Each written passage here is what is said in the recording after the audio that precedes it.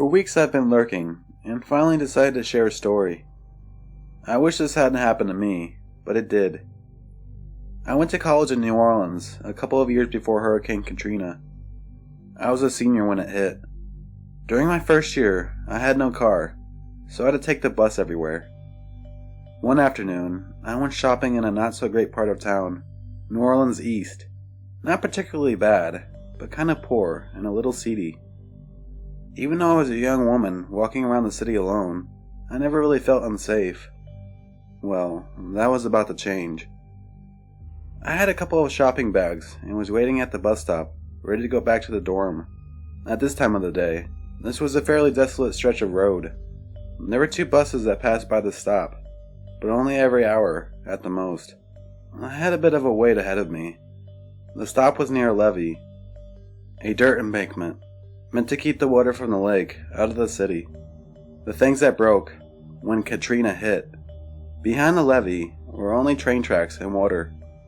Pretty much, I was standing on a deserted road in a crummy part of town with nothing but water, pavement, and railroad tracks. I felt okay though.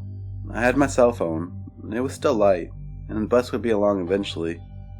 I waited and waited, and waited. No bus. Then I heard a voice behind me.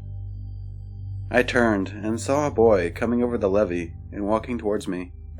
He was about 10, so I wasn't really leery of him, as I would have been a grown man. I was a good foot taller, at the least. I didn't know where he had come from, as there weren't any houses anywhere near the direction he had come from. Railroad tracks and a big lake were all that were there. He wasn't waiting on the bus. He came up to me and started asking what was in the bags and if I'd show him. Typical kid, I guess. Kinda strange, but not too creepy. I tried to brush him off and ignore him. It didn't work. He started grabbing for the bags and being more insistent that I give him something. I didn't have anything that would interest a kid, just some clothes and groceries. He refused to leave though, and then it got creepy. He started to grab at me. Not the bags. He started rubbing his hips against my leg and trying to hug me, dry hump me. I was thoroughly grossed out and tried to walk away. He walked with me and tried to jump up and kiss me. Ugh. I mean, he was a kid. This was way too sexual behavior for a kid. Too sexual for anyone at a bus stop. I looked around for anyone who could help, but there wasn't anyone. I could have walked back to the stores, but then I missed the bus.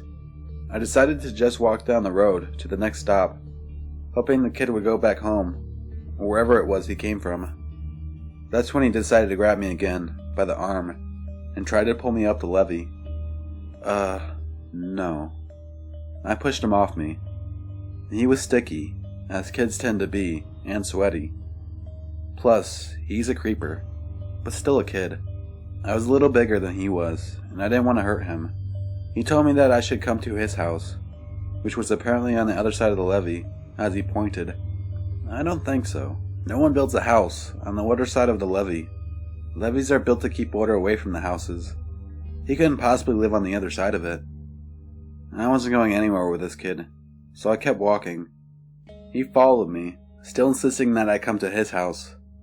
He said no one was home, and there was a bed, and we could have sex. What?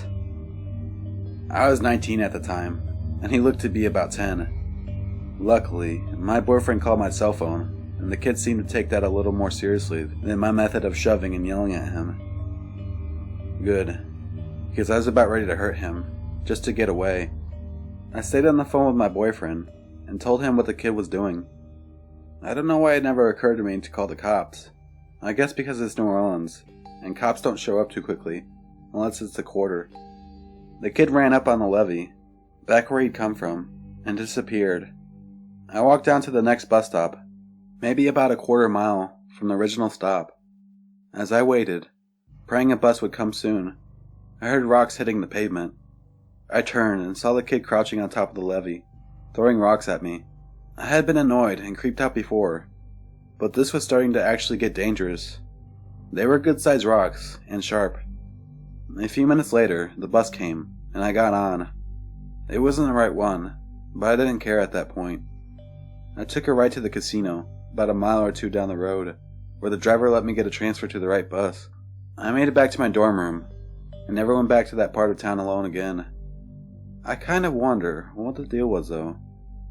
I don't know if the kid had issues, or what would have happened if I had gone with him to his house on the other side of the levee. For all I knew, there could have been a group of guys back there, using the kid to lure me out of sight so they could do God knows what to me.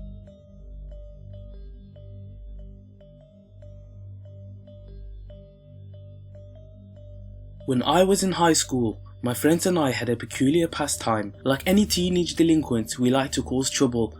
We weren't vandals, we didn't deal drugs, and we certainly did not bully kids in school. No, we liked to scare the living shit out of new parents by hacking their baby monitors. We were insufferable little punks who thought we were too good to get caught and that our little acts of mischief would go unpunished. One night, however, I learned my lesson and realized that I wasn't quite as bulletproof as my tremendous adolescent ego made out to be. Dimitri, Kurt and I went to the same school, shared many of the same classes and hung out almost every evening after chow time. We watched prank shows, played video games, talked about who had the nicest rack in school. One evening we were trading scary stories at the park. Kurt shared the classic story about the single mother who heard a haunting voice on her baby monitor. Like most horror stories, it sounded like total bullshit, but Dimitri told us it had happened to his mum once. On her own monitor, she heard a neighbor singing to her baby. Apparently it was possible to accidentally tap into someone else's frequency. In an instant, a light bulb turned on in each of our heads.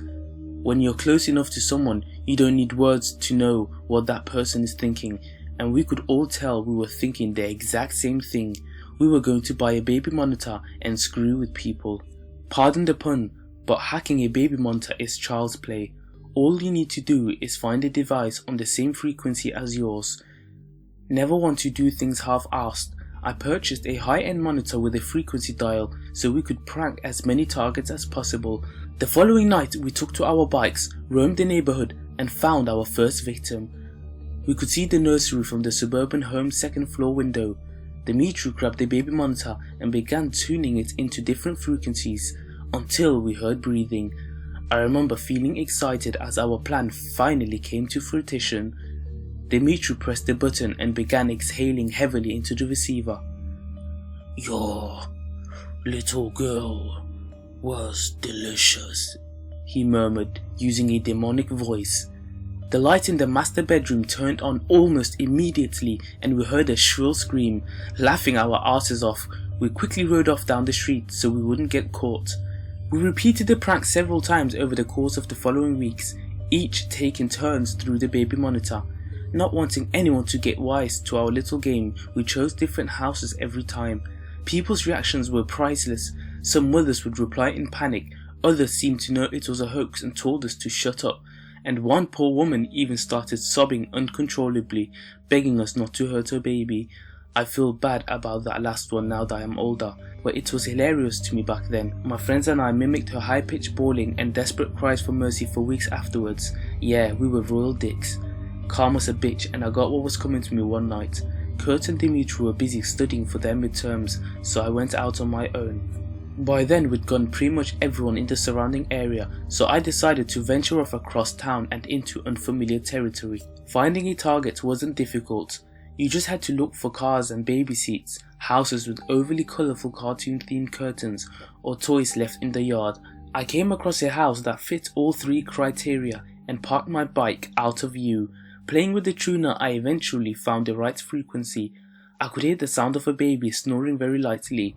A devious little smirk pushed its way into my lips, and my heart began pounding with excitement. It was my time to shine. "I am watching," I whispered into the monitor, using the creepiest voice I could muster. The house remained dark and lifeless. I figured the homeowners had not heard me. "I stand over your bed, watching, waiting. I will get you," I said louder this time. Nothing. Just the sounds of crickets chirping and the occasional dull roar of a car driving down the street. It was a little odd. Parents usually reacted much quicker than that. I began feeling a little nervous and somewhat exposed. You know, like when you realize some creeper skulking at you. It was getting late and I had a long bike ride home. Just as I was about to give up and leave, I heard a strange, moist gurgling sound coming from the monitor. The quiet rhythmic snore ceased and I assumed the baby had woken up and was about to start crying. Instead, a man spoke to me. "You're the one being watched now, Juan," he said softly. My stomach pirouetted at his words. How did he know my name? I felt sick. Something was very wrong, and I could feel it in my bones. I glanced up at the nursery window and saw a silhouette standing there, watching me. Had he been there the whole time? The air was thick and difficult to inhale, though perhaps fear was making it hard to breathe. My body quivered uncontrollably as a sense of dread poured into every inch of me. I climbed on my bike, pedaling desperately to get away. Part of me thought I was overreacting, but the overwhelming need to flee overpowered my rational mind. "You can't run. I know where you live, Juan," continued the man, even as I turned the corner. I flew down the street, not stopping until I reached a busy boulevard. Surrounded by cars and a few late-night joggers, I felt safe. "Your hoodie will run red your blood, boy," whispered the man, still talking through the baby monitor in my pocket. A passerby gave me a nasty look as I yelped loudly in fear, practically ripping my hoodie in my frantic attempt at removing it. To the stranger, I must have looked like some snotty kid tripping balls or something. He didn't know I was in genuine distress, so I don't blame him for walking off with an insulted huff, though I wish he had offered to help me instead. After stuffing the hoodie into my backpack, I noticed my name scrawled on the back. It was my fucking school jacket. No wonder that bastard knew my name. It then occurred to me that baby monitors were fairly short range, so I was obviously being followed. I nervously glanced around to try and identify my stalker. Was it the empty looking van down the street? The guy walking his dog? The car that had just driven by? Either way, the last thing I wanted was to hear that voice again, so I turned off the device and started pedaling towards my home. Fear had heightened my senses, and I began to notice every motion of the trees in the breeze, every crackle of twigs under my wheels, and every car that zipped past me. I flinched whenever anyone came near, paranoid that whoever had spoken to me through the baby monitor was going to catch up. Fortunately, I made it home without incident. I parked the bike in my garage and crawled up the stairs to my bedroom. In one careless motion, I tossed my backpack and the baby monitor in the corner of the room and dove under my sheets like an Olympic swimmer. It doesn't matter how old you are, nothing feels safer than being under your blanket. I closed my eyes, hoping I'd be able to calm down enough to catch a few hours of rest before class. But then I heard static coming from the monitor across the room, the monitor that was supposed to be off. "Sweet dreams, Juan," said the voice that still haunts my nightmares. Needless to say, I didn't sleep a wink that night. I was too frightened to get out of bed until sunrise. When I got up, my first order of business was to remove the battery from the monitor and throw it in the trash. I didn't want anything to do with it anymore. I came up with an excuse to give to my buddies, so they wouldn't think I was a huge pussy. With massive bags under my eyes, I got dressed, had breakfast and went to school. It wasn't until a few days later that I saw the house on the news. In an interview, a police officer explained that the small family who had been living in the house had been found in their beds, necks slit open. I had been outside when it had happened. The killer had heard me on the baby monitor and decided to fuck with me. It was definitely a wake-up call, and I had thanked my lucky stars that I had not gotten the shit murdered out of me. I was too busy feeling thankful that I survived to feel bad about the family that hadn't. Empathy, like wisdom, comes with age. Now that I'm an adult with a wife and daughter, I truly understand the consequences of my actions and the severity of the situation I put myself in as a tremendously stupid teenage boy. That dreadful night, I thought I reached the epitome of fear, but it was just the tip of the iceberg. As a father, I know that fear thrives and multiplies when there's something more precious than your own life at stake. I can't say for sure whether the killer found me again after all these years, or whether a new breed of idiots had the same idea as my friends and I, but I can tell you that I now understand what true terror is.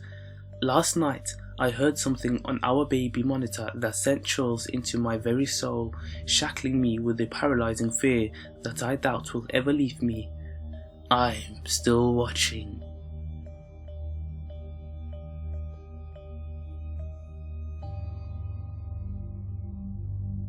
This is a little story about a creep. A creep who thought he had all the power in the world. A creep who probably had a horrific childhood, but a creep nonetheless. Anyway, I first befriended this creep online, back in 2011. Facebook, of course. We had mutual friends I trusted, so I assumed he was a cool guy. Well, that's a terrible assumption to make about strangers, whether they are mutual friends or not. But I was a naive 18-year-old girl. His name was Danny. I thought he was a cool guy at first. He had an awesome taste in music, and shared a lot of great songs with me. He was also incredibly and appropriately hilarious. He was full of jokes and bizarre stories, and I soon grew to love talking to him. He never asked if I had a boyfriend. I assumed he knew I did. After all, we were Facebook friends now, and there are pictures of my boyfriend everywhere. And it's not like I kept my relationship status hidden. It was right there for all to see. But I guess he didn't know. One day, in October, he decided to tell me how he felt about me. He recited a poem he had written, comparing me to a beautifully and elegantly handcrafted tapestry. Keep in mind, I had never even met this guy, and we'd only been talking for a month or so. I responded with something along the lines of, "Wow, I wish my boyfriend said stuff like that." He got angry. So angry. He asked me how I could have let him on like this. He asked me how I could do this to him. He told me he had opened his heart to me. He begged and pleaded. Supposedly he cried. I was beyond puzzled. I decided to give him some space, and it worked out for a few days, but he eventually messaged me again. He may have apologized, but I honestly can't remember the exact conversation. I do know that things returned to normal. He became silly and fun again, and at this point, I had his Skype, and he had mine. I would talk to him there sometimes, but I never used the camera. I didn't really feel comfortable with it. Actually, I hated using the camera with anyone. I told him that when he started to beg me to use it, but he didn't relent. Still, I kept making excuses. Danny wasn't having it. He got more aggressive, and then he got sexual. He told me to Skype naked with him. Time after time, I told him no. Eventually, I blocked him on Skype, but ended up receiving dozens of angry messages on AIM.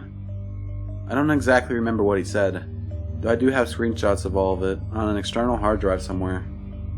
I remember it being hateful and absolutely insane, and there was some stuff about me being a really awful friend as well. Before long, he told me he was a very excellent hacker. He told me he had a whole slew of hacker friends as well. He told me he could change my college grades and make me fail. And he told me he would. He told me he would make my life a living hell. I didn't necessarily believe it all, but I did believe he would do something. Despite these negative confrontations, we still had periods of silliness. During these periods, things were normal. I felt safe, to an extent. I tried to keep him happy. I wanted to stay in the good graces, because I really did believe he would attempt to tarnish my reputation otherwise. Before long, he started giving me ultimatums. Either you get on Skype with me, or things will get very bad for you. I can tell your boyfriend you're cheating on him. I eventually asked our mutual friends about him. They said he was violent, dangerous and twisted. Even better, he lived mere minutes from the college we attended in Reading, Pennsylvania. Every day, I started to get more panicked about going to school. While on campus, I looked around for guys that looked like him. Guys with long red hair and beards. And I'd be wary of anyone who even slightly resembled him. At this point, I was honestly convinced he'd just show up and try to find me. I had blocked him on AIM, and I made a new Skype. I knew this would infuriate him, and it did. I received another batch of messages on Facebook about how I needed to learn to treat people better. I told him I was uncomfortable with what he was asking of me. He responded with something along the lines of, "Fine. You've chosen your fate." I blocked him on Facebook. I'd had enough of him terrorizing me, but I should have known it wouldn't be the last time I'd hear from him. At the end of November, I received 3 Facebook messages from someone named Adam Knowing. Whoever he was, he just joined Facebook a couple of weeks ago, and he had no friends or content. The messages read as follows. November 27th, 2011. You've been warned repeatedly, and you are now being served notice. November 29th, 2011. I believe this is your last warning, and that you have been informed of your behavioral issues. The situation will change before the start of the next weekend, or action will be taken. November 30th, 2011. So you attend college, right? And your grades are passing? Not for long. You were warned on how to treat him, and how you are to act. You've got until this week's end to correct this behavior, or life becomes a very difficult thing. You should never treat someone who has a life like his the way that you do. To this day, I'm not sure who Adam Knowing was. It could have been Danny, or it could have been one of his low-life hacker friends. Either way, I was terrified at the time. Against my better judgment, I unblocked Danny on Facebook. By now, my boyfriend was aware of the situation, and he suggested I contact the police if things got any worse. Maybe I should have, but Danny hadn't officially done anything to me. What could they do? Still, I took screenshots of all of his screen names. I saved our chat logs on AIM. I took screenshots of his threatening messages. I saved it all to a folder, just in case I needed evidence. Danny's nonsense continued right through Christmas. Some days, he'd be sweet and funny. Others, he's back to being angry and pressuring. I promised him a Skype session to calm him down, but I kept using my schoolwork as an excuse to delay it. Shortly after Christmas, I blocked him again on all accounts. I decided I would deal with whatever repercussions that came with it.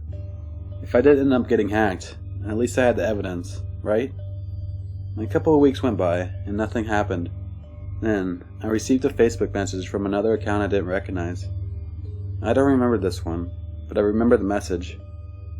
After careful consideration, you're being let go. You may want to do the respectful thing, and thank the one who you have wronged. It is thanks to his compassion that you are being forgiven so easily. I blocked the account immediately. In January of 2012, something magical happened.